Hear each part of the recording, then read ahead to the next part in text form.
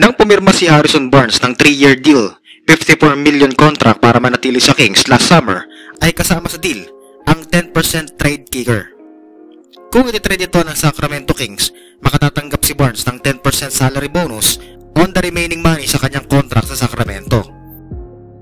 Pero inihayag ni Barnes sa mga reporters sa introductory press conference na winave nito ang entire trade kicker sa 3-team deal trade para makapasok ang 6-time NBA All-Star na si DeMar DeRozan papuntang Sacramento Kings. Ipinaliwanag ni Harrison Barnes kung bakit sa kabila ng pagiging rebuilding team at tumapos lamang 22 wins at 60 losses last season ang Spurs, bakit San Antonio Spurs ang pinili nito. Simple lang ang sagot ni Barnes, mga ka-teammate. Gusto niya nito makasama si Coach Pop. Sabi nga nito, in order to be good, you have the formula to success. And I think over the years, the Spurs have been one of the toughest teams I've competed against. They've been a first-class organization in every way. Malakas pa ang mamang ito, mga ka-teammate, at maaaring asahan ng Spurs as a bucket getter sa starting lineup or second unit. Si Harrison Barnes ay nag-start ng 82 games for Sacramento Kings last season, averaging 12.2 points per game, 3 rebounds per game, at 1.2 assists per game, while shooting 38.7% from 3-point territory. Umiskor ito ng double figures sa 51 games, including 20 plus points in 13 games, at 3 beses na nakascore ng 30 plus points. Kasama na dyan ang 39 points kontra Golden State Warriors noong January 25.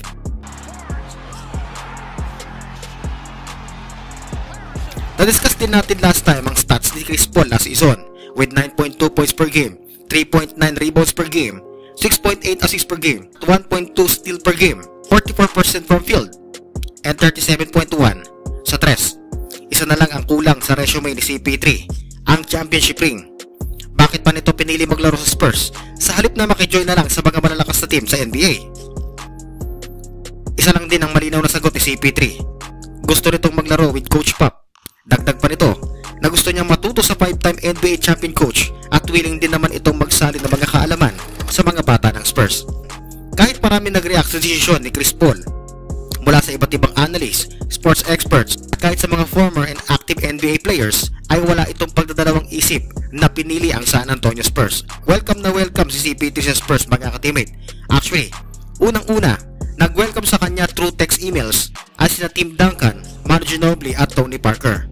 Si Chris Paul ay kilala sa pagpapataas ng winning percentage ng mga teams na napupuntahan nito. And since San Antonio finished with the second worst record in the league sa nakaraang season, his help will no doubt be welcome at aasahan nating magkakaroon ng magandang resulta ang Chris Paul leadership. Buong din pa nitong sinabi sa interview, I hate to lose more than I like to win.